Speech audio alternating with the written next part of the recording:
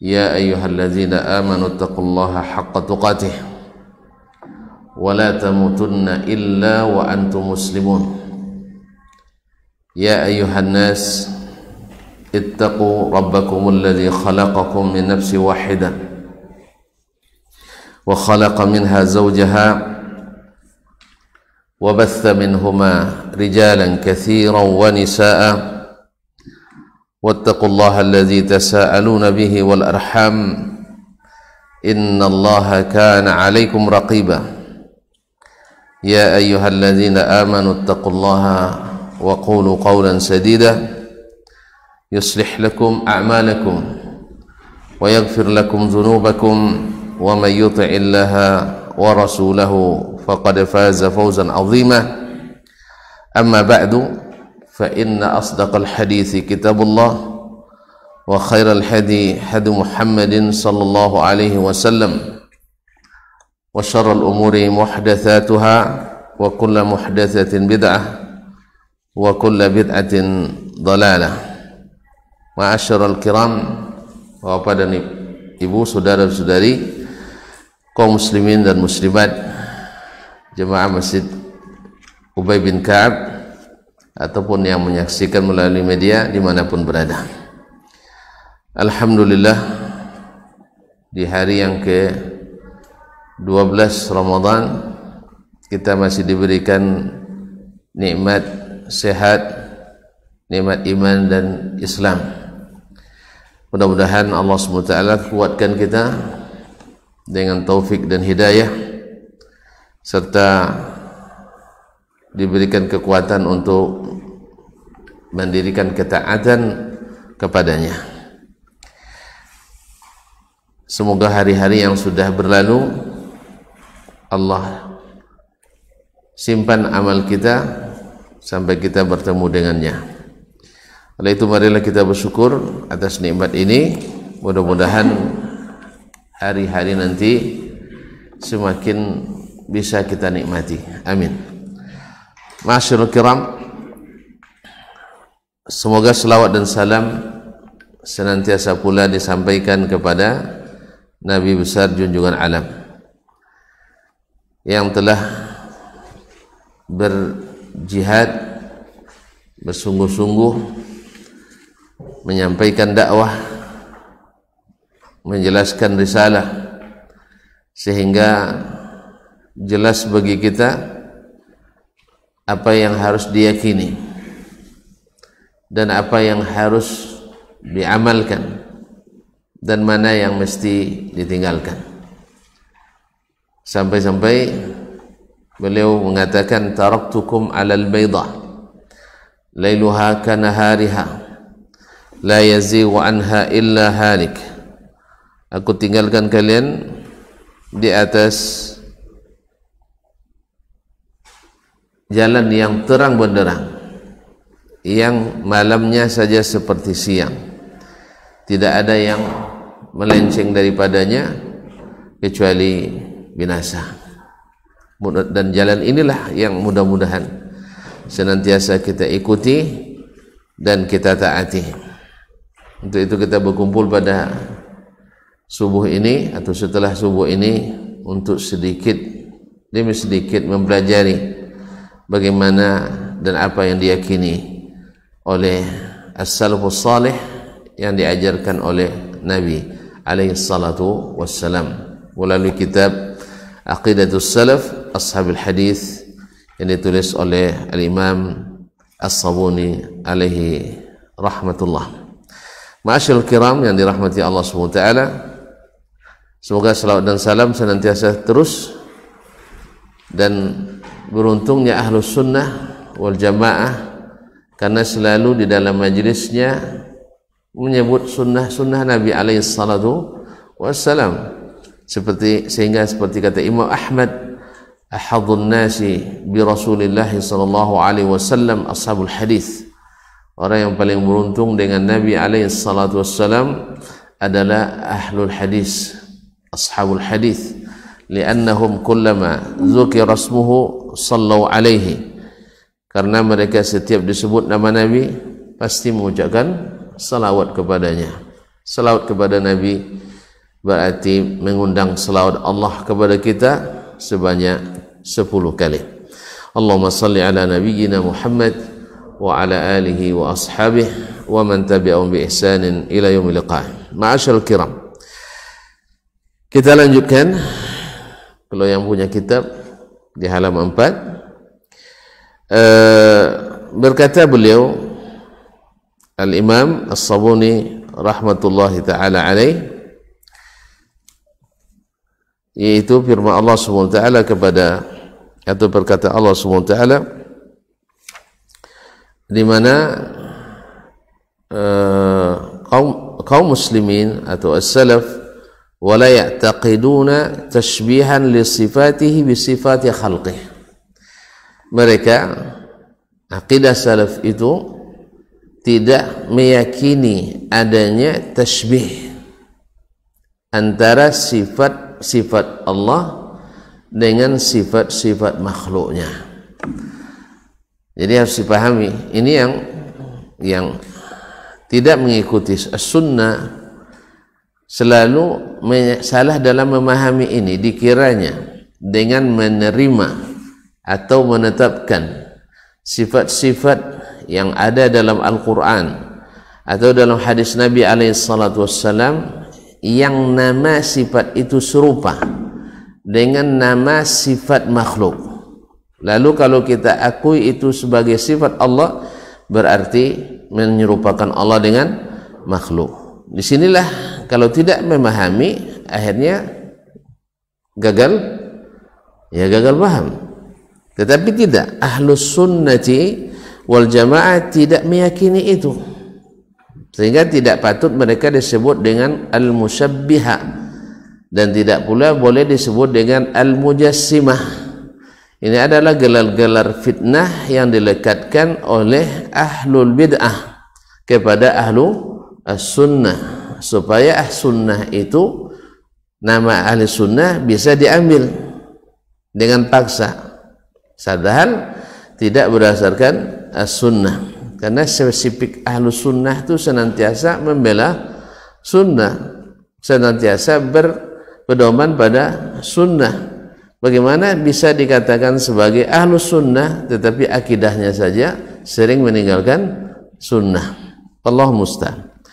Maka mengakui sifat Allah walaupun namanya sama dengan sifat makhluk. Misalnya ilmu, makhluk berilmu, baik, Allah berilmu. Nah, apakah kita karena namanya mirip lalu kita katakan Allah tidak berilmu? Tidak, kita tetap mengatakan berilmu karena Allah menyebut dirinya, innaka antal alimul hakim, engkaulah yang maha berilmu dan maha bijaksana. Nah, lalu kalau tidak serupa ilmu Allah dengan ilmu makhluk, ini bagus, ini yang benar. Nah, ketika kita menyebut sifat Allah yang lain yang juga sama dengan sifat makhluk, maka kita katakan sebagaimana ilmu Allah tak sama dengan ilmu makhluk, demikian juga dengan sifat Allah yang lain tidak sama dengan sifat makhluk yang lain, walaupun namanya sama. Walaupun namanya sama. Ma'asyiral kiram, beliau mencontohkan, inna fayaqulun.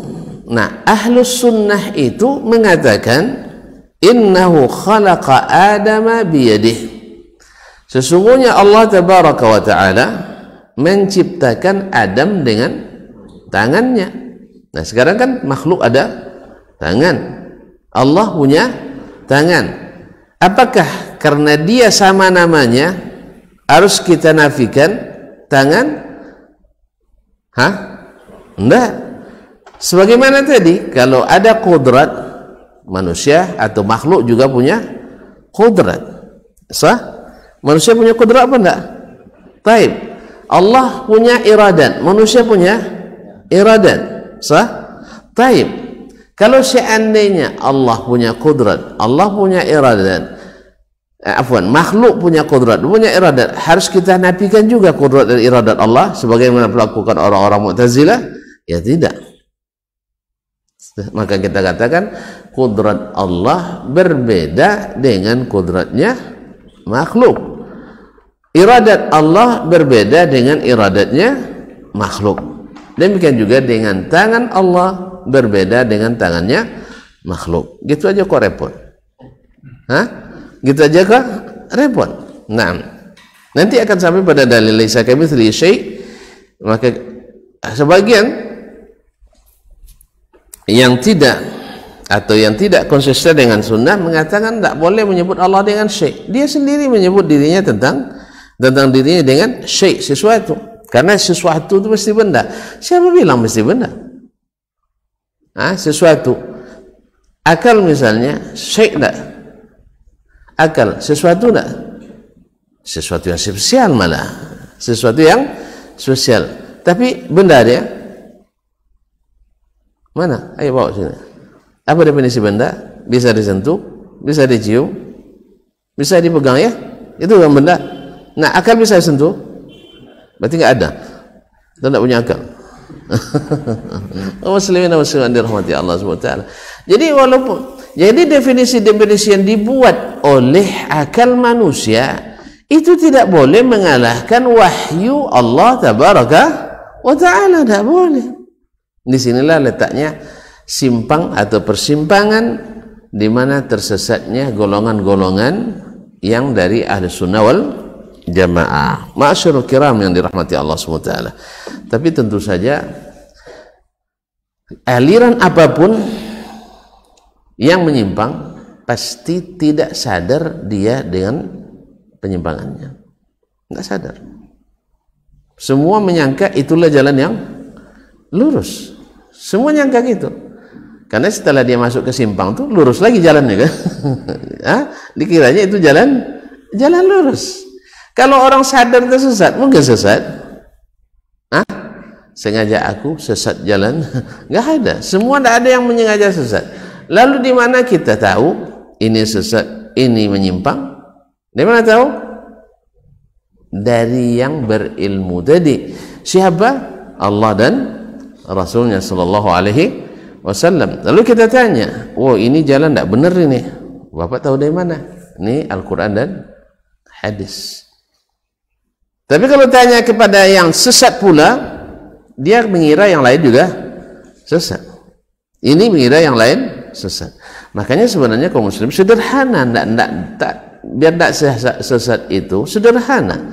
Antum ikuti jalan yang pasti benar, jalan lurus Al-Quran dan sunnah Nabi alaihi salatu wassalam. Kalau sudah pasti jalannya, antum dibawa kemanapun tak akan tersesat. Tapi kalau tidak pasti, dikira jalan yang sesat itu disangka itu jalan yang lurus. Jelas? Makanya siapa yang tahu sunnah pasti tahu lawannya. Tapi siapa yang tahu lawannya belum tentu tahu sunnah. Bahkan lawan-lawan sunnah yang lain juga dia tidak tahu, dikiranya itu sunnah. Masyaallah kiram dirahmati Allah. Naam. Fayaqulun, mereka berkata, siapa? Ashabul hadis, as-salaf berkata, innahu khalaqa Adama biyadihi. Allah menciptakan Adam dengan tangannya. Di mana kita tahu? Kan kemarin ada 3 untuk mengenali sesuatu dengan benar ya. 1 melihat, lupa ya, melihat langsung. Ada yang melihat langsung ketika Allah menciptakan Adam? Ada yang tunjuk tangan lah kalau enggak. Ada? Enggak ada. Alhamdulillah. Berarti tidak bisa dipakai cara yang pertama ini.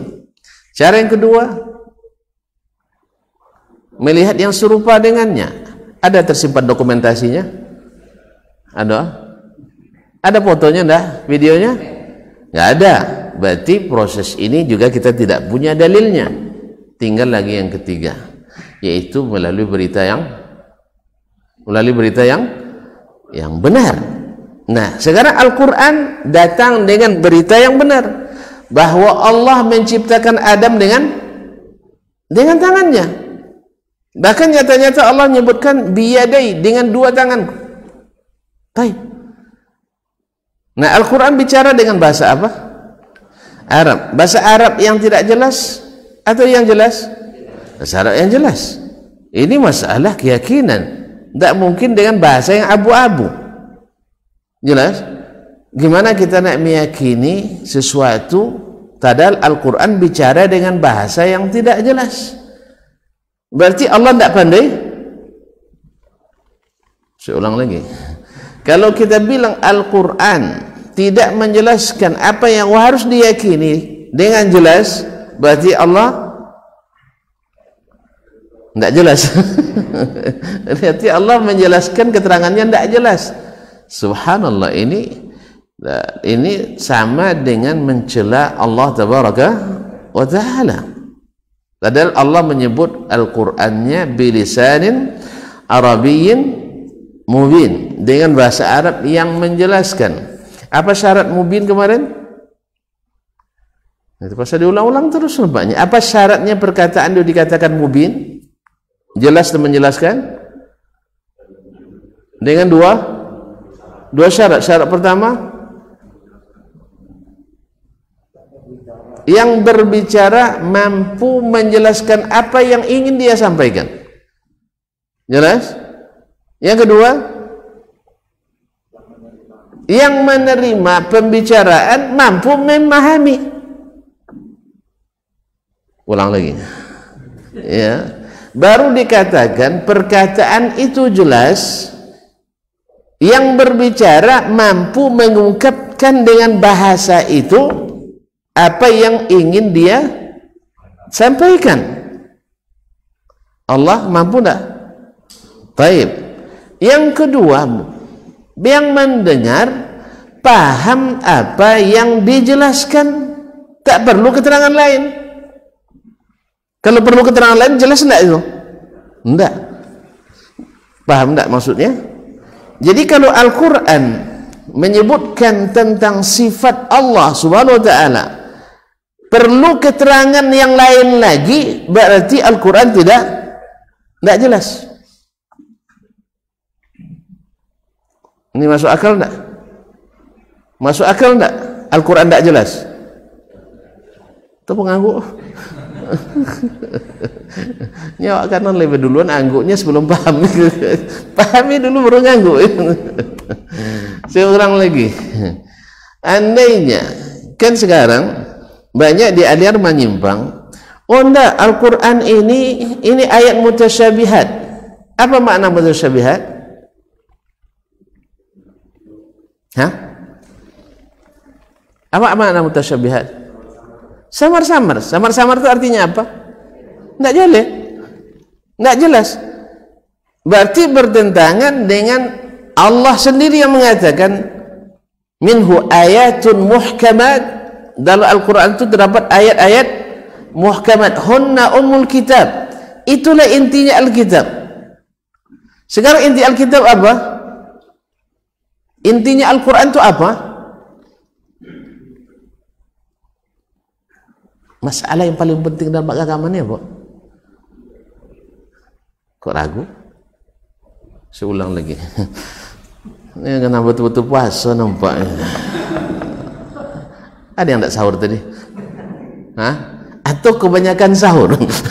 Saya ulang lagi. Inti Al-Quran itu, inti dakwah Nabi itu apa? Akidah. Walaqad ba'athna fi kulli ummatin rasulan an i'budullaha wajtanibut taghut. Kami mengutus di setiap umat itu rasul. Apa tugasnya? Agar kalian beribadah kepada Allah subhanahu wa ta'ala. Nah, termasuk ibadah yang paling penting ibadah di sini ibadah. Subhanallah. Di sini apa di dalamnya? Ibadah dada ya. Ibadah hati. Dan itu adalah keyakinan. Makanya orang dengan keyakinan ini, dengan keyakinan orang rela mati. Betul tak? Dengan mempertahankan keyakinan. Nah, apa keyakinannya? Makanya Imam Ahmad rahimahullah sampai disiksa, sampai diazab oleh khalifah-khalifah. Kenapa? Karena tidak mau merubah keyakinannya tentang Al-Quranul Karim, bahwa Al-Quran bukan makhluk. Sebab orang-orang Mu'tazilah waktu itu merupakan kaum pembisiknya khalifah yang memaksa umat Islam meyakini bahwa Al-Quran itu adalah makhluk. Apa sebab mereka nak memaksa itu? Sebab kalau makhluk berarti sama posisinya dengan logika yang juga makhluk. Oleh sebab itu bila bertentangan antara Al-Quran dengan akal, mana yang didahulukan? Akal. Karena mendahulukan makhluk dari makhluk boleh atau tidak? Boleh. Boleh. Berat kaji ini Ustaz. Kita tutuplah. Saya ulang lagi. Orang Mu'tazilah memaksa Imam Ahmad untuk mengatakan Al-Quran itu makhluk. Kenapa kok Imam Ahmad yang dipaksa? Bukan Imam Ahmad saja, banyak lagi ulama, bahkan ada yang dibunuh. Ada yang dibunuh. Tidak pernah dengar ya? Takut dengarnya ya. Jadi kalau orang-orang yang ghairu al-sunnah selalu memfitnah al-sunnah, suka membunuh. Karena memang iza sa'a fi'lul mar'i sa'at dhununuhu. Ya, sebagaimana orang kafir hari ini menyangka orang Islam itu keras-keras, betul? Betul? Keras-keras. Apa sebab? Karena mereka memang keras terhadap umat Islam, dikiranya orang lain juga keras. Pada bukti sejarah menunjukkan bahwasanya orang-orang seluruh penumpahan darah dengan cara batil itu rata-rata dari orang yang non-muslim. Pembantaian di Baghdad 565, 1.800.000 orang dibantai dalam kota. Siapa yang buat? Hah?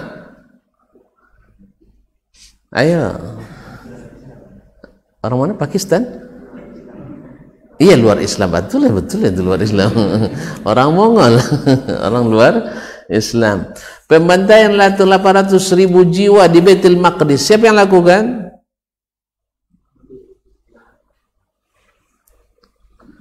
Nah, tuan-tuan tak boleh sejarah nampaknya. Orang-orang salim. Orang-orang salim. 40 tahun setelahnya Salahuddin Al-Ayyubi mengembalikan Baitul Maqdis ke pangkuan Islam. Tidak ada darah yang menetes, bukan mengalir, menetes di dalam kota. Beda kan? Beda. Taib, Nabi kita sallallahu alaihi wasallam ketika Fathu Makkah tahun keberapa? Ini tidak pernah murid Nabi nampaknya. Nah, kayaknya tidak apa sejarah, kayaknya perlu lagi nih Ustaz ya. Buat anggaran nanti. Kaum muslimin dan musliman, tahun keberapa? Tahun ke-8 Hijriah. Padahal Nabi, berapa banyak darah kaum muslimin yang ditumpahkan oleh orang Quraisy, orang kafir Quraisy. Bahkan darah Nabi saja pernah mengalir oleh orang Quraisy. Tetapi ketika Nabi kembali ke Makkah, Nabi kembali dengan penuh tunduk dan tawadhu kepada Allah SWT. Saking tunduknya beliau ketika mengendarai ontanya, sampai-sampai kening beliau menyentuh leher ontanya. Tunduk kepada Allah SWT, syukur atas kemenangan yang diberikan. Saat itu orang-orang kan mulai was-was. Orang yang mana? Orang Islam itu yang bukan muslim. Ya, orang musyrikin. Khawatir mereka. Ini habis kita. Ya, kan itu yang terbayang. Sebab selama itu mereka memerangi Nabi SAW dengan segala kemampuan yang mereka miliki. Secara politis, secara ekonomi, secara sosial, dan bahkan kontak fisik berkali-kali. Kontak senjata maksudnya. Ya sih? Sering mereka perangi Nabi? Sering mereka perangi Nabi? Berapa kali? Banyak sekali. Bagus itu, banyak sekali. Banyak sekali. Ya. Bukan hanya sekedar mereka saja menghasut seluruh orang untuk memerangi Nabi SAW. Nah, tentu patutlah mereka takut kan? Tapi alhamdulillah Nabi SAW ketika datang ke Mekah, dia sadar bahwa kemenangan itu karunia Allah. Karunia Allah. Maka apa yang dikatakan, madza kuntum tadhunnuna anni fa'ilun bikum, kira-kira apa yang harus saya lakukan terhadap kalian? Di situ baru merayu mereka. Akhun karim, ibnu akhin karim, engkau Muhammad saudara kami yang mulia, anak saudara yang mulia, tentu yang terbaik untuk kami. Ya, benar. Nabi alaihissalam, izhabu fa antumut talaqa, pergilah kalian bebas, kalian tidak dikenakan hukum apapun. Subhanallah. Gitulah rahmatnya Islam. Tapi orang-orang yang non muslim yang senantiasa keras terhadap kaum muslimin menyangka orang Islam itu keras-keras. Tidak pernah ada genosida dilakukan oleh umat Islam. Tidak ada. Islam walaupun menyebut jihad sebagai yang tertinggi, tetapi bukan menjadikan jihad untuk menghabisi. Jelas? Mereka yang anti jihad menjadikan jahat sebagai alat untuk menghabisi. Genosida di mana? Itu rata-rata semuanya agama lain. Ya tak? Masih ingat kasus Bosnia Herzegovina? Pelakunya orang mana? Orang Serbia. Komunis. Di Cina, suku Uighur, siapa pelakunya? Komunis. Untuk lupa sejarah, Allah Ustaz. Kemudian dia arahkan, pelakunya orang mana? Arakan tak tahu? Apa nama lainnya? Burma. Taib di Burma. Siapa pelakunya? Orang Buddha. Kemudian di Kashmir, pelakunya orang mana? Hindu. Coba buat satu yang pelaku genosida umat Islam. Tak ada. Jelas. Makanya sebab kita ini orang lembut-lembut, sehingga kita sering lalai mengira orang lain lembut. Mereka orang keras-keras, sehingga dianggapnya kita keras. Makanya untuk sekali-sekali harus pandai juga keras, tapi jangan radikal, tegas maksudnya. Kaum muslimin dan muslimat dirahmati Allah. Maksudnya tegas mengatakan, oh enggak, kami tidak pernah melakukan itu. Agama kami melarang melakukan kejahatan. Jelas ya? Jelas. Nah, ini tidak jelas salah pun, ini saya rekamnya. Nah, jadi kita tidak menyetujui kekerasan, karena memang kita ini orang lembut kok. Semuanya Nabi kita aja Nabi rahmat. Umat ini juga umatur rahmah, umat yang pengasih dan penyayang. Nasallallahu alaihi wasallam. Baik, kembali yang tadi panjang belok jadi kenapa? Karena tuan-tuan lambat jawab, itu masalahnya. Jadi yang paling penting di antara ibadah itu adalah ibadah hati, keyakinan.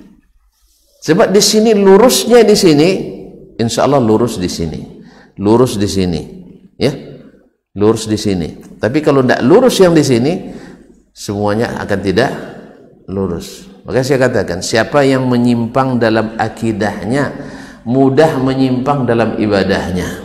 Dan akan menyimpang pula dalam muamalahnya, bahkan akhlak dan adabnya, sehingga tidak jarang melekatkan fitnah yang keji kepada para ulama.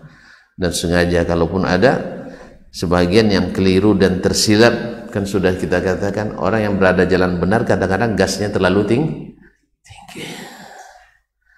Makanya sebelum laju-laju, ya, biasakan dulu pakai pemanasan, jangan terlalu kencang tekan gasnya, nanti remnya belum, bahaya, tabrak orang. Jelas Pak? Ya, ini mentang-mentang di jalan tol ngicing aja gini, akhirnya masuk di counter pembayaran ditabrak itu yang tidak boleh. Makanya jelas ya, jangan karena sudah merasa di jalan yang lurus, jalan yang benar, lisensi dan lengkap surat-surat, habis itu gasnya 180, padahal di situ tertulis kecepatan maksimal 80 ya. Itu tidak jalan tol, itu 120 jalan tol, tidak pernah masuk jalan tol nampak ya. Iya 120. Nah, kalau nak jalur cepat ambil jalur kanan, nak jalur lambat ambil jalur kiri. Enggak, ini jalur cepat dipakainya lari 20, jalur lambat dipakainya lari 120, makanya kelahi mobilnya. Allah musta'an. Jadi mohon ya, harus mahir juga mengemudi. Tidak sembarangan mentang-mentang sudah di jalan lurus semuanya ditabrak dan dilabrak. Ini yang sering terjadi di antara kita yang semangat 45 ya, semangat 45 oleh ngaji 1, 2, 3 hari dah jadi Imam Ibn Taimiyah dia. Allah musta'an. Ini penyakit juga sebenarnya, ini penyakit, karena diberitahukan ini jalan lurus, jalan tol bebas hambatan. Dia lupa bebas hambatan bukan berarti melanggar peraturan lalu lintas. Harus paham itu ya. Makanya belajar itu memang harus terus dan terus, tak boleh berhenti sampai mati. Ma'asyiral kiram dirahmati Allah. Seulang lagi, biar paham ini, bahwa yang inti Al-Quran adalah keyakinan, akidah, seluruhnya akidah Al-Quran. Jelas? Nah, kalau itu maka dia adalah umul kitab, dialah sebagian isi Al-Kitab. Muhkamat, dia mesti muhkamat karena tidak menerima analogi di dalamnya. Tidak bisa dikiaskan, kan? Tidak bisa pula dilihat dengan penelitian. Nah, kalau ada yang nak meneliti autentisitas Al-Quran katanya, paling-paling ilmu kira-kira juga hasilnya. Gimana nak meneliti keaslian Al-Quran? Antum langsung bertemu dengan Allah wawancara? Tidak kan? Taib, ini tidak mungkin. Taib, langsung bertemu Rasulullah SAW? Di cross check sampai ke Nabi SAW? Tidak juga. Terus bertemu Jibril? Tidak memenuhi syarat. Nak bertemu Jibril tidak memenuhi syarat. Terus antum naik ke Lauhul Mahfuz, ke sumber yang asli, akhirnya nanti berangkat dari keraguan berujung pada kebimbangan. Makanya Al-Quran la raiba fihi, di awal-awal dia ingatkan kita tak ada keraguan padanya. Siapa yang masih meragukan meragukan informasi Al-Quran, berarti belum memahami ayat-ayat pertama di surat Al-Baqarah itu, di awal-awal Al-Quran, zalikal kitabu la raiba fihi, tak ada keraguan padanya. Kalau tidak ada keraguan pasti karena jelas, tapi kalau tidak jelas pasti ragu. Makanya as-salaf tak pernah ragu untuk mengatakan apa yang dikatakan Allah dan Rasulnya sallallahu alaihi wasallam. Tak ada ragunya, pasti benar. Oh, nanti antum dituduh musyabbiha, menyerupakan Allah. Tidak, kami tidak berkeyakinan itu. Yang kami yakini seperti yang Allah ucapkan, Nabi sampaikan, sah, dan tidak menyerupakan Allah dengan makhluk. Jelas? Jelas sudah kita. Iya, yang ini sudah. Nah, makanya Al-Quran itu bahasanya menjelaskan. Siapa yang masih meragukan, berarti bagi dia Al-Quran belum menjelaskan. Dan ini bertentangan langsung dengan perkataan Allah bahwa hunna ummul kitab, bahwa sebagian besar Al-Quran itu adalah intinya muhkamat, bukan mutasyabihat. Ini dibalik. Ya, semua sifat dalam Al-Quran dan hadis mutasyabihat. Subhanallah. Hal-hal yang boleh kita berijtihad di dalamnya, boleh melakukan analogi-analogi dan qiyas di dalamnya, dijelaskan Allah dengan detail, dengan bahasa yang jelas. Tiba-tiba yang informasi yang tak bisa diyakini kecuali dengan berita, lalu dengan bahasa yang tidak jelas. Ini logika yang tidak logik. Logika yang tidak logik. Lalu dicari-carilah alasan untuk menyudutkan orang yang menerima. Oh, ini musyabbiha, ini mujassimah. Antum barangkali belum memahami akidah ahli sunnah, hanya menuduh saja karena berdasarkan kata Syekh Fulan, dan sebagainya. Kaum muslimin dan muslimat dirahmati Allah. Qala kama nassa subhanahu wa ta'ala fi qawlihi azza wa jal min qa'il qala ya iblis ma mana'aka an tasjuda lima khalaqtu bi yadayhi. Wahai iblis. Iblis kenal kan? Kenal kan? Antum kenal? Enggak. Woi, bahaya kalau enggak kenal iblis. Saya kenal, tapi kenal buruk ya. Iblis tahu. Buktinya dia tidak pungkiri itu. Sah? Periksa ayat, periksa hadis, tak pernah iblis memungkiri bahwa Allah menciptakan Adam dengan tangannya. Jelas? Jadi iblis paham itu. Karena dia dapat informasi valid. Kalau kita melalui saluran-saluran yang tidak valid, itu masalahnya. Ma mana'aka an tasjuda lima khalaqtu bi yaday? Apa yang menghalangi kamu untuk sujud kepada Adam yang aku ciptakan dengan kedua tanganku? Tidak pernah iblis bilang, ya Allah ini hati-hati, bahaya bahasanya ini. Ini bisa menyebabkan tasbih dan tajsim. Nah. Dan Nabi juga tak pernah mengingatkan umatnya, hati-hati kalian ya, jangan meyakini Allah punya tangan ini tajsim ini. Ada hadisnya? Ada hadisnya? Saya ulang lagi. Ini mau berat kaji nampaknya.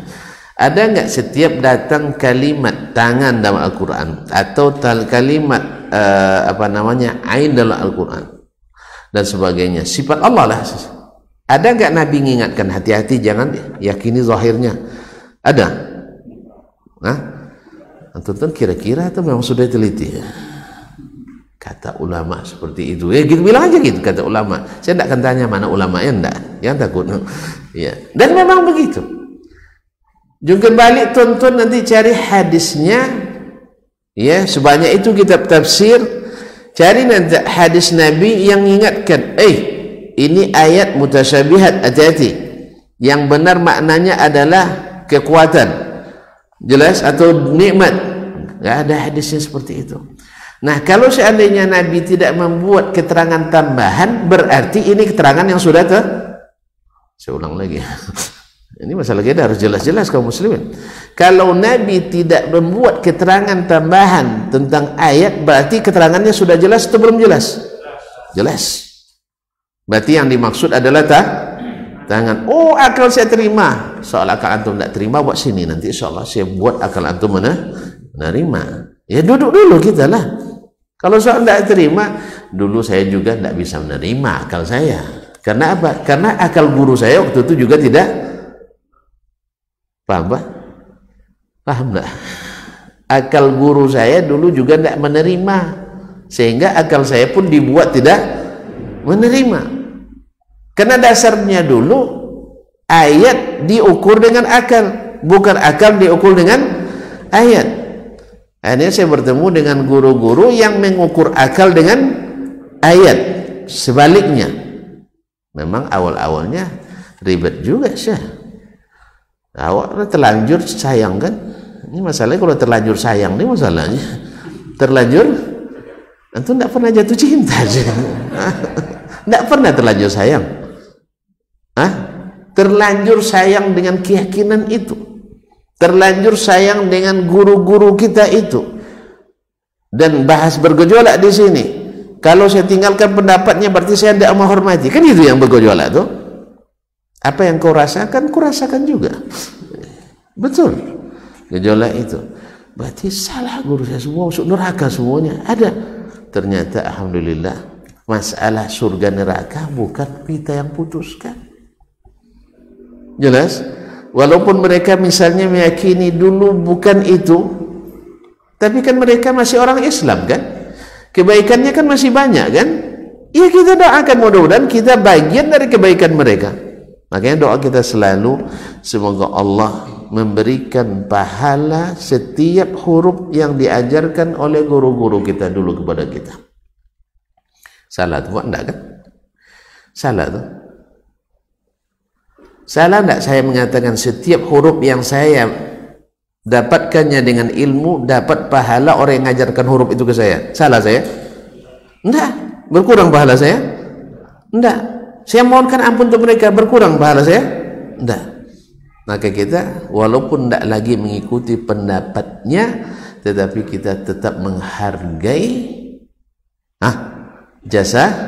jasanya dan tetap mendoakannya. Jangan-jangan mereka lebih duluan pula masuk surga dari kita. Sebab yang doakan mereka kan ramai. Yang doakan kita hanya semasjid Ubay. Itu. Mereka yang mendoakan mereka kan ramai, mendoakan kita hanya tidak penuh masjid Ubay. Jelas? Jelas. Murid-murid mereka banyak dan kebaikan yang mereka ajarkan juga banyak. Lalu mereka tersilap dalam suatu masalah, beberapa masalah. Mudah-mudahan kebaikan itu menutupi kekurangan tadi. Jelas? Maka tak boleh mengingkari jasa-jasa orang yang pernah berjasa pada kita, sekalipun ada kesalahannya. Jelas ya? Jelas? Karena suka banyak juga kita memang lupa kacang sama kulit ada. Mentang-mentang sudah bertemu dengan jalan sunnah, lalu nampak gurunya yang dianggap ahli apa? Nah, yang tidak sunnah nampak berpaling. Na'udzubillah. Ini tidak diajarkan Nabi alaihissalatu wassalam. Jelas? Jelas ya? Hormati mereka. Mereka guru kita. Mana tahu justru dengan hormatnya kita itu, mereka dulu mulai bertanya, dah tinggi celanang mana ngaji gitu. Bilang aja ngaji semua tak ada seman. Ustaz mah tinggi aja. Iya betul. Kok tinggi pula? Dulu ndak nyampe lampu nyampe jalan kan. Ya bilang berproses. Ternyata dulu dibaca bahwa itu tidak haram menurut sebagian ulama gitu ya, sebagian menyebut haram. Ternyata kalau balik lagi Nabi, walaupun tak haram, Nabi tetap tidak memanjangkan kainnya. Oleh sebab itu saya semangat ikut Nabi aja lah, dengan tetap menghormati ulama. Jelas? Jelas? Ya, kita hormati pendapat ulama yang mengatakan tidak haram itu, tetapi kita lebih menghormati Nabi Shallallahu Alaihi Wasallam.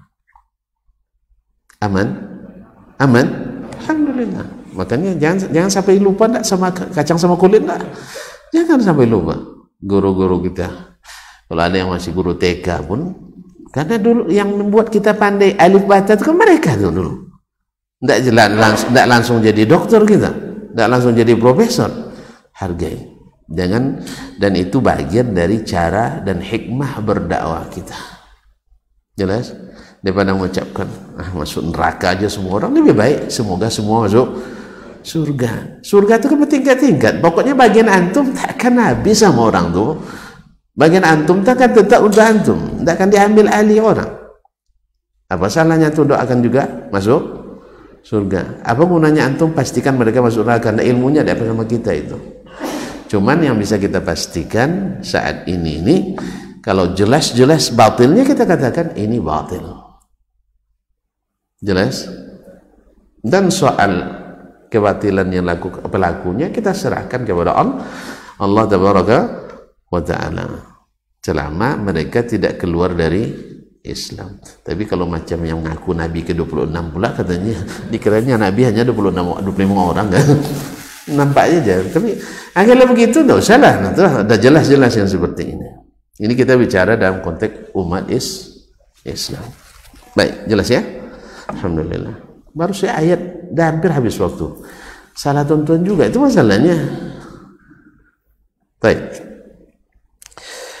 Wala yuharrifuna al-kalam. Ini poin utamanya. Mereka tidak memalingkan perkataan itu ke makna yang lain. Tidak dirubah-rubahnya. An mawadhihi, dari makna asalnya. Kan ketika mendefinisikan kalam dalam ilmu nahwu, al-kalamu huwa lafzul murakkabul mufidu bil wada', yaitu perkataan yang tersusun dari beberapa kata yang berfaedah secara langsung, bil wada'. Jadi langsung dipahami makna dari kata itu baru namakan kalam. Nah, sekarang wala yuharrifuna al-kalam, mereka tidak memalingkan perkataan Allah dan perkataan Nabi an mawadhihi, dari makna-makna yang karena itu diletakkan kalimat itu atau kalam itu.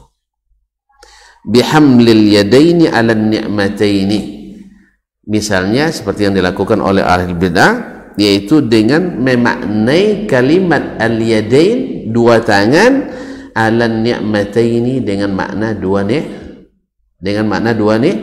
nikmat. Lalu kita tanya lagi, nikmat yang mana yang dua tu? Ya tak? Baik.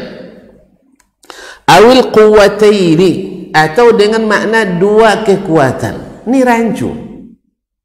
Ya, aku ciptakan dengan dua nikmatku, dengan dua kekuatanku. Lalu kekuatan yang mana? Dari dua itu yang mana? Panjang pertanyaannya nanti kaum muslimin dan muslimat. Pada Allah tidak itu yang diinginkannya. Tapi makna adalah al-yadaini al-haqiqiyataini, yang hakikat. Yaitu mereka tidak merubah-rubah, tidak mentahrif, tahrif al-mu'tazilah, seperti yang dilakukan oleh orang-orang Mu'tazilah. Orang Mu'tazilah anti menerima sifat Allah. Apa sebab? Alasan mereka tadi, semuanya beralasan untuk menyucikan Allah.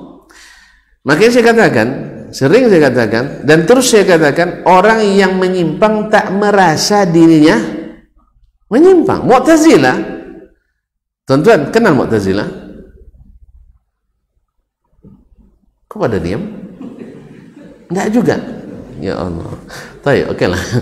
Nah, orang-orang Mu'tazilah adalah orang, kalau sekarangnya orang-orang liberal lah sekarang, yang mau memahami agama hanya dengan akalnya.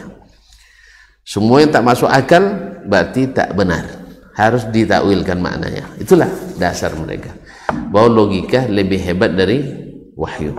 Jadi inilah intinya. Dan mereka ini berpemahaman seperti ini, merasa mereka tersesat atau tidak? Enggak. Buktinya ketika berkata atau ketika bertemu dengan Imam Ahmad. Kenal Imam Ahmad? Enggak juga. Imam Ahmad bin Hanbal, salah satu imam mazhab yang 4. Ketika bertemu dengan Imam Ahmad bin Hanbal, mereka waktu itu mengatakan bahwa Imam Ahmad ahli bid'ah. Pandai juga dia nyebut bid'ah. Maka heran kita hari ini kok orang marah-marah disebut bid'ah, padahal semua lisannya menyebut bid'ah. Jadi orang Mu'tazilah menganggap Imam Ahmad yang aslinya imamu ahli sunnah sebagai ahli bid'ah. Dan mereka meyakini bahwa sahabat dan tabi'in berkeyakinan seperti keyakinan mereka itu, bahwa Al-Quran menyebut sifat-sifat Allah hanya sekedar simbol-simbol saja, yang makna tak boleh dipahami secara zahir, harus makna yang disesuaikan dengan akal. Mereka merasa salah enggak?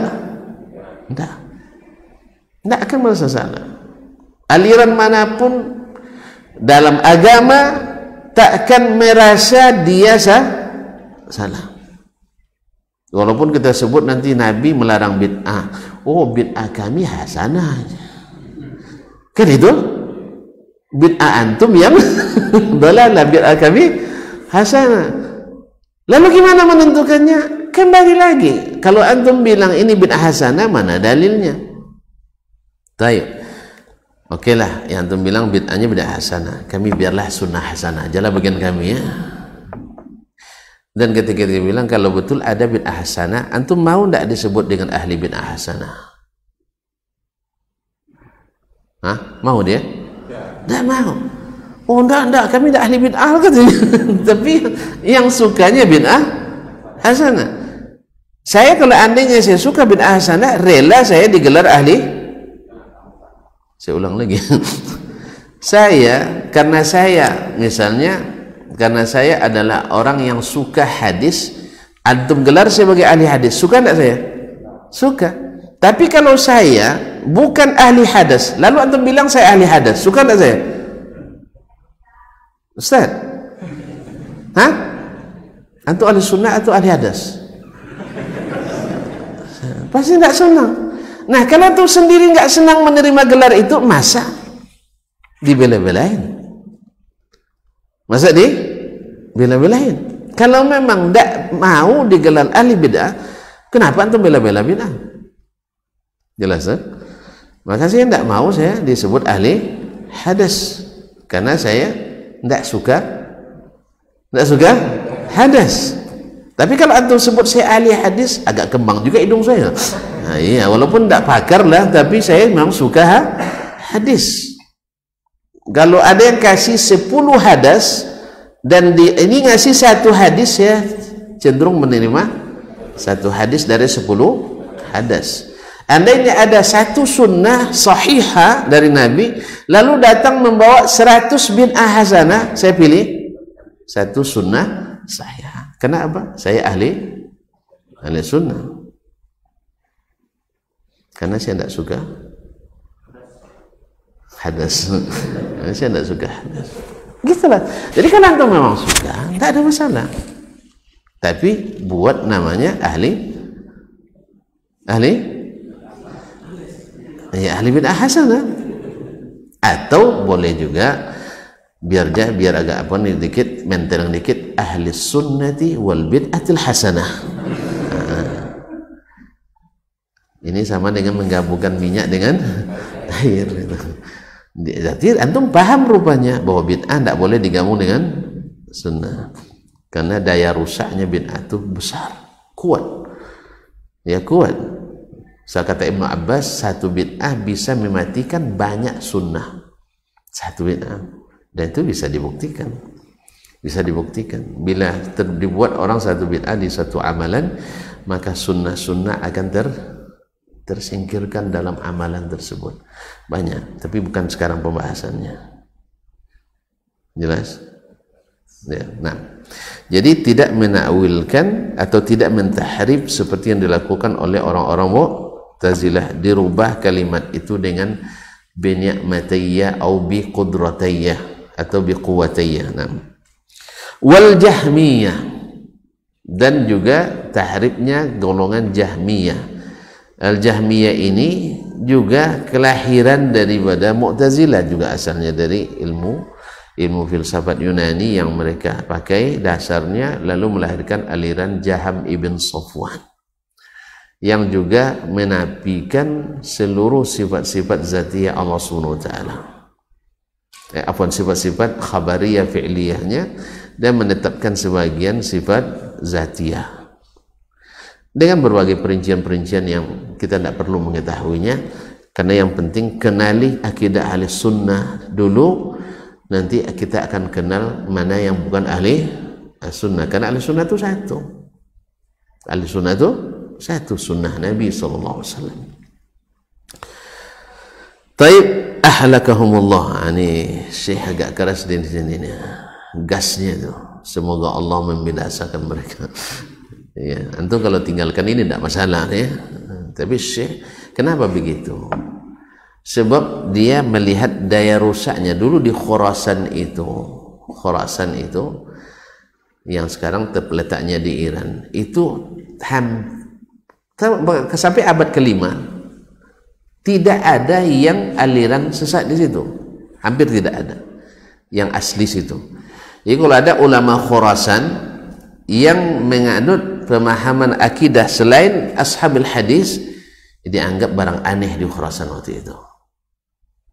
Sebagaimana anehnya sekarang akidah ahli hadis di kalangan ahlus sunnah wal jamaah, aneh gitu. Maka Khurasan itu dikenal dengan, nah ketika mulai masuk akidah-akidah aliran-aliran ini ke situ, Syekh tentu apa istilahnya, kalau orang sekarang nyebutnya reaksi terhadap aksi, karena deras sekali, akhirnya juga dihadang oleh Syekh dengan keras. Makanya seperti Imam Al-Barbahari, Ibnu Battah, keras dia terhadap ahli akidah yang menyimpang itu. Sebab apa? Dia melihat berhadapan langsung. Nah, kalau ada misalnya di antara ustadz atau syekh ulama hari ini juga yang keras, akibat itu karena dia merasakan beratnya serangan itu. Makanya ibaratnya kalau kuat serangannya, kuat tangkisannya. Jadi kalau tuan kalau nyerang jangan terlalu keras, kalau tidak tahan ditangkis keras. Jelas? Kalau kuat tangkisannya kuat sih, tapi kalau gini enggak ya. Tentu tangkisannya gitu juga. Nak gaya jitsu, wishu dan sebagainya. Nah, itu tentu terserah aja. Bisa? Tapi kalau gaya boxing ya siap beradu lutut. Kalau gaya boxing itu siap adu kepala, adu lutut. Apalagi Sholin, walaupun botak tapi bisa memecahkan ini katanya. Melatih? Nah, alhamdulillah. Jadi kaum muslimin dan muslimat dirahmati. Ini sebabnya beliau mengatakan ahlakahumullah. Nah. Wala yukayyifunaha bikayfin, dan mereka juga tidak menyebutkan bagaimananya. Artinya tidak memvisualisasikannya. Tidak memvisualisasi. Au yusabbihunaha bi'idil makhluqin, atau dan tidak pula mentashbih dengan tangan-tangan makhluk. Inilah akidah Ahlussunnah itu. Nah, tashbih al-musyabbihati khadzalahumullah. Seperti tasbih yang dilakukan oleh golongan musyabbihah, karena memang ada aliran pula di masa itu dan mungkin sampai hari ini bahwa Allah punya tangan seperti tangan manusia. Di tangan kita ini ada. Nah, karena adanya aliran-aliran seperti ini, akhirnya imbasnya ke umat Islam Ahlus Sunnah yang sesungguhnya jadi fitnah. Tuh lihat, yang mengatakan Allah punya tangan, katanya tangan seperti tangan kita. Maka setiap yang berkeyakinan Allah punya tangan pasti seperti itu. Kan begitu tak? Sama dengan sekarang orang-orang yang melakukan serangan-serangan jahat itu, yang mereka sebut dengan jihad itu, ya kebanyakan atau banyak di antara mereka pakai jenggot. Akhirnya keluar statement setiap berjenggot pasti. Nah, itu masalahnya. Dan rata-rata itu dari orang yang jahil. Orang jahil atau termakan fitnah. Dan memang fitnah itu luar biasa, seperti kata para ulama, al-fitanu jallabah wal qulubu dha'ifah. Fitnah itu kuat sekali tarikannya dan hati kita sangat lemah. Kadang-kadang orang karena kepentingan, tidak sedikit orang berilmu tapi berhadapan dengan kepentingan, kalah ilmu dengan kepentingan. Buktinya ketika ditanya betul yang disampaikan Ustaz Dasman itu salah tuh ya. Enggak, sebenarnya enggak salah. Tuh apa dilarang? Enggak, bahaya. Bahaya apa sebab bahaya? Kepentingan saya masalahnya. Ada enggak? Ada. Dari dulu aja ada, apalagi sampai sekarang. Ada. Dia tahu bahwa itu benar. Ya benar, bagus itu. Cuman kalau dikembangkan itu berbahaya. Apa bahayanya? Nanti jemaah saya hilang. Bisa saja. Atau jabatan saya lepas. Atau nanti popularitas saya turun. Dan ini berat memang. Nabi sudah ingatkan bahwa kepemimpinan dalam agama ibaratnya lebih bahaya daripada 2 ekor serigala lapar dilepas ke kumpulan kambing-kambing kita. Pernah nengok serigala lapar? Oh belum ya, saya enggak juga, takut saya. Serius. Nah, itu lebih berbahaya kata Nabi dari syahwat seseorang ingin selalu dikedepankan di dalam agama. Kau nak jadi ustaz harus ustaz nomor 1. So enggak masalah, cuma 1 kan ada 1 A, B, C, D sampai Z, enggak masalah. Nah, Ustaz Dasman 1 C misalnya kan, Ustaz Usman 1 A, enggak ada masalah. Kelapang aja lah. Akhirnya nanti, oh Ustaz Syanu, ya sama-sama kelas A dengan saya. Misalnya kan, atau kelas AA. Dan sebagainya. Sebenarnya ini tidak perlu dirisaukan. Makanya sesama Ustaz jangan saling jangan saling tackle gitu ya. Jangan saling diving. Jadi biasa aja lah. Bahwa kalau sempat saya dapat grade A misalnya, antum usahakan supaya tidak sama dengan saya jadi grade AA. Kan AA itu abang kan? Ya, abangnya Ustaz A itu. Tidak naik lagi, naikkan jadi 3A, triple A misalnya. Tidak ada masalah kok. Gitu aja kok repot. Ini obat menghilangkan hasad sesama kita. Jelas? Jadi kalau antum sama-sama orang kaya misalnya, tidak masalah juga. Ini kaya blok B, kaya blok D. Pokoknya yang terkaya di sini siapa? Kalau blok A saya, blok B saya tidak masalah. Daripada ribut menghitung kekayaan kita, zakat tidak dibayar juga. Ayo. Ya saya, maaf ya, alhamdulillah. Akhirnya kita sama-sama. Setidaknya, enggak, kami sama-sama orang kaya di sini. Selesai masalah. Siapa yang paling kaya di antara tuan-tuan? Tengok aja hasilnya nanti pas ada pengumuman ganti AC misalnya, siapa yang bayar lebih duluan. Itu tahu siapa yang paling kaya. Ya saya, ini baru tahu kalau pas mengeluarkan tunjuk tangan siapa yang kaya, tidak ada yang mau. Tapi kalau siapa yang paling kaya di sini ada hadiah dan bonus, tunjuk tangan semua tuh. Allah musta'an. Baik ya Syekh, awalai kaifun bikaifin wa la yusabbihunaha bi aidin makhluqin, dan tidak pula mentasbih dengan tangan-tangan makhluk. Jadi memang sebagian firqah yang sesat dan ada kemiripan, akhirnya kita diklasifikasi di golongan ke situ. Jadi ada musyabbihah yang menetapkan sifat tangan bagi Allah, tapi mereka serupakan dengan tangan makhluk. Akhirnya kita yang ahli sunnah sesungguhnya ketika mengatakan Allah punya tangan, dianggap sebagai musyabbihah, diserang habis-habisan dengan itu, atau diserang dengan mujassimah. Dan orang-orang alim di antara mereka paham bahwa kita tidak sama, tetapi karena kita beda paham dengan dia, disamakanlah dengan yang lawan tadi supaya orang antipati.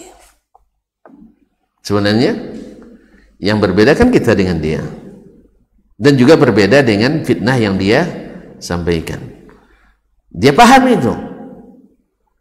Ya buktinya kan sekarang orang menyebut bahwa fitnah radikalisme itu datang dari paham Wahabi. Saya nak nanya sekarang kaum muslimin, negeri paling aman di dunia mana? Hah? Ya, negeri paling aman di dunia mana? Ini serius, dengan ilmu, bukan dengan kira-kira.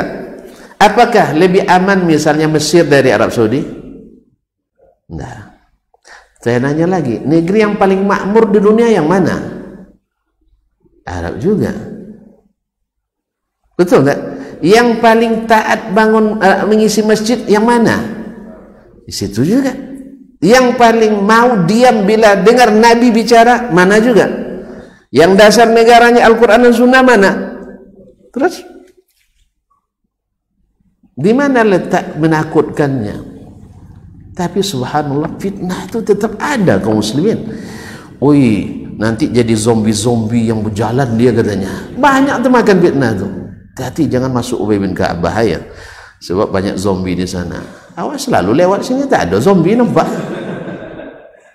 Zombie itu kawan aja dimakan ya kan? Ada isap darah kawan sini. Tapi kan subhanallah, walaupun yang mendengar isu itu paham bahwa itu tidak benar, tapi sakawan je kita ini mendukung kita, hanya diikut disebarkan pula. Begitulah fitnah itu kaum muslimin dan muslimat, hati itu lemah dibuatnya. Makanya jangan dekat-dekat dengan fitnah. Jangan dekat fitnah. Dan jangan juga gas terlalu jangan terlalu kencang, nanti membahayakan penumpang. Jelas?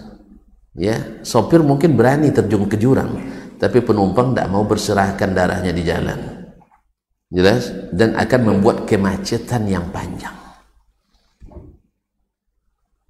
Kan pahamnya enggak? Pahamnya? Nanti macet panjang. Kalau sudah macet nanti saling menyalahkan. Siapa pula yang bikin masalah depannya? Oh, Ustaz awak sana. Bikin masalah siapa? Awak ada nyumpah-nyumpah pula kan, bagian yang tidak sabar kan? Nyumpah-nyumpah sampai di situ deh. Ustaz kesannya. Ustaz rupanya Allah musta'an. Makanya jangan terlalu gas gitu. Ya, kalau apa? Jadi kalau seandainya antum memang suka gas terpanta, jangan ambil mobil cc tinggi ya. Ya, sekelas-kelas mobil apa namanya yang 1200 cc. Jangan ambil yang 2800 cc, bahaya. Antum belum terbiasa nyetir yang seperti itu. Nah, Allah musta'an. Ya, Pak? Pahamnya? Saya? Waktu habis.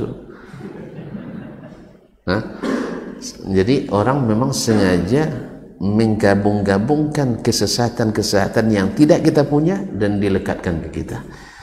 Dianggaplah sebagai zombie-zombie tadi. Cuman ketika tanya, Ustaz sering tak umrah? Sering. Banyak zombie di Arab Saudi. Mereka semuanya belajar tauhid dari Syekh Saleh Fauzan, kan, dari Syekh bin Baz, dari Muhammad Ibrahim. Banyak zombie sana. Hah? Kemudian pernah tidak Ustaz khawatir meletakkan barang, maaf saja, tas isi dompet aja letakkan? Tidak khawatir kita. Kita dalam rumah pun dah tidur, bismillahirrahmanirrahim amutu ahya. Di mana dompet tadi? Bangun lagi itu cari. Di dalam rumah. Antara letaknya di meja di depan dengan meja di kamar itu masih ragu kita. Sah? Di sana enggak. Alhamdulillah saya pernah kehilangan, bukan kehilangan, tertinggal dompet di mobil sehari semalam. Karena habis umroh itu capek kan.